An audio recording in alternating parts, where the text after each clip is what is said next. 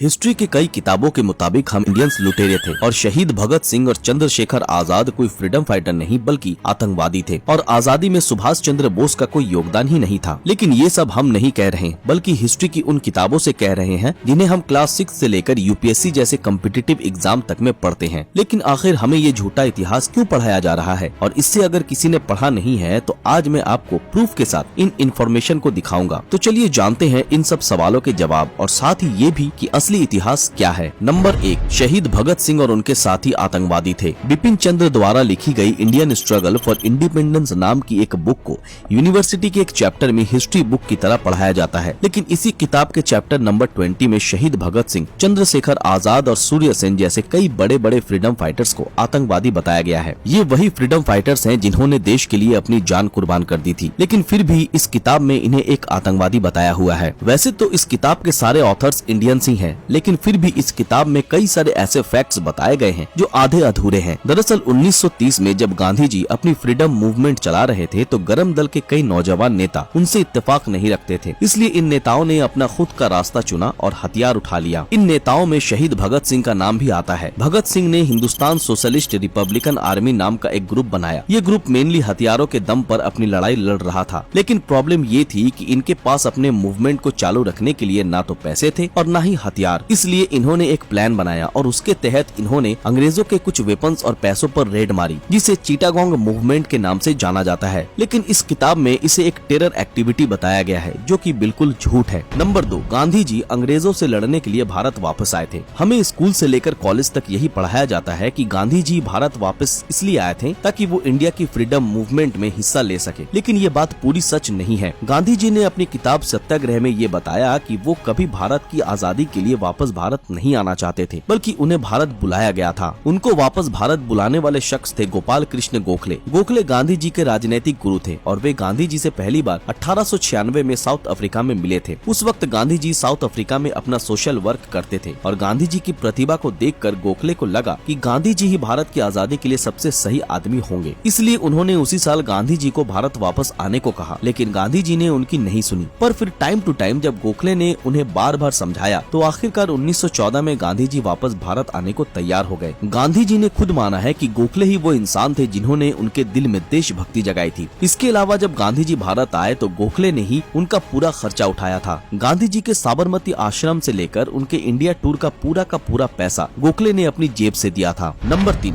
गांधी जी एक बूढ़े गरीब आदमी थे। अक्सर हम हमारी किताबों में पढ़ते हैं कि गांधी जी बहुत ही सिंपल लाइफ जीते थे। ये बात सच है, लेकिन गांधी जी की इस सिंपल लाइफ को जीने में भी बहुत ज्यादा पैसे खर्च होते थे। फॉर एग्जाम्पल, गांधी जी जब कहीं पर ट्रैवल करते थे तो वे आम नागरिक की तरह ट्रेन के 3rd क्लास में बैठते थे, लेकिन 3rd क्लास में बैठने के कारण सरकार को उनकी सिक्योरिटी में बहुत मशक्कत करनी पड़ती थी और उनके लिए पूरा डब्बा बुक करना पड़ता था, जिस कारण सरकार का खर्चा कई गुना बढ़ जाता था। इसके अलावा गांधी जी जब साउथ अफ्रीका से वापस आए तो उन्होंने अपने आश्रम के तौर पर एक शानदार से बंगलों को चुना, जो दिखाता है कि गांधी जी एक गरीब आदमी तो बिल्कुल भी नहीं थे, जो कि हम जनरली पढ़ते हैं। नंबर 4, क्या भारत को सच में गांधी जी ने ही आजाद करवाया था? साल 1947 में ब्रिटिश प्राइम मिनिस्टर क्लेमेंट एटली का जब जज जस्टिस पीबी चक्रवर्ती ने एक इंटरव्यू लिया और उनसे पूछा कि क्या अंग्रेज इंडिया को सिर्फ गांधी जी की वजह से ही छोड़कर गए थे, तो इस पर एटली ने थोड़े से सरकास्टिक तरीके से जवाब देते हुए कहा कि नहीं, भारत की आजादी में गांधी जी का योगदान इतना ज्यादा नहीं था, बल्कि सबसे ज्यादा योगदान सुभाष चंद्र बोस का ही था। एटली की तरह ही उस वक्त के कई और ब्रिटिश ऑफिसर्स का भी यही मानना था कि भारत को आजाद करने में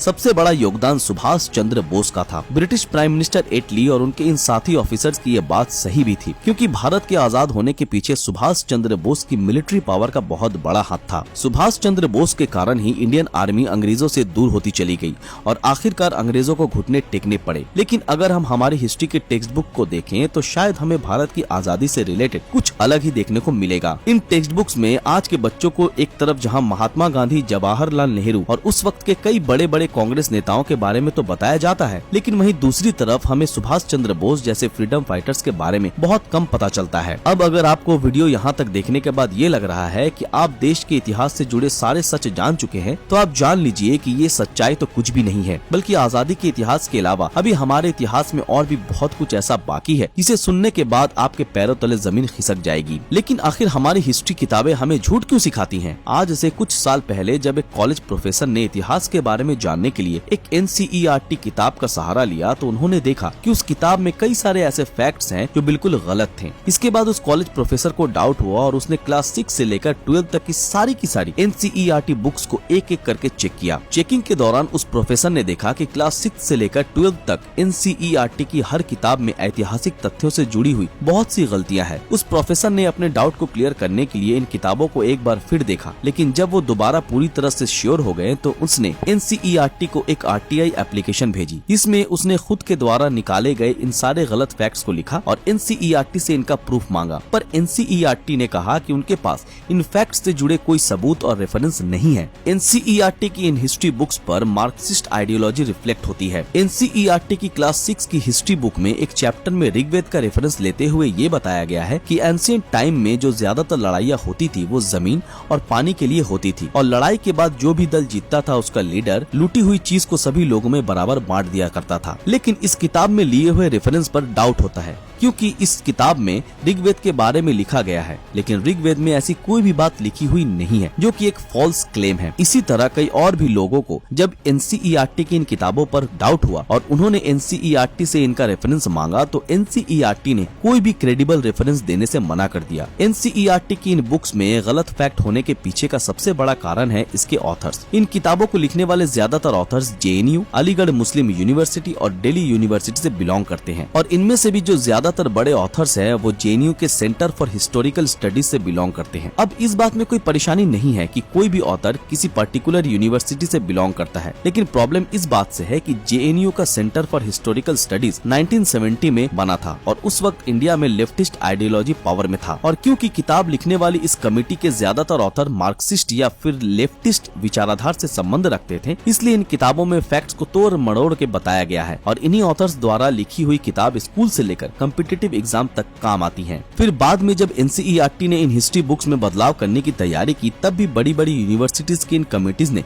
इसमें भी दखल अंदाजी की। तो क्या हमें भारत का सही इतिहास नहीं पढ़ाया जाना चाहिए? क्या ये गलत और आधा अधूरा इतिहास हमारी फ्यूचर जनरेशन को कंफ्यूज नहीं करेगा? गाइस, अपनी राय नीचे कमेंट में जरूर बताएं। अगर ये वीडियो आप लोगों को पसंद आया तो इस वीडियो को लाइक और ज्यादा से ज्यादा शेयर जरूर करें। अगर आपने हमारे फेसबुक पेज को अभी तक फॉलो नहीं किया है तो तुरंत फॉलो कर दें। तो फिर मिलते हैं आपके साथ अगले वीडियो में, तब तक के लिए अलविदा।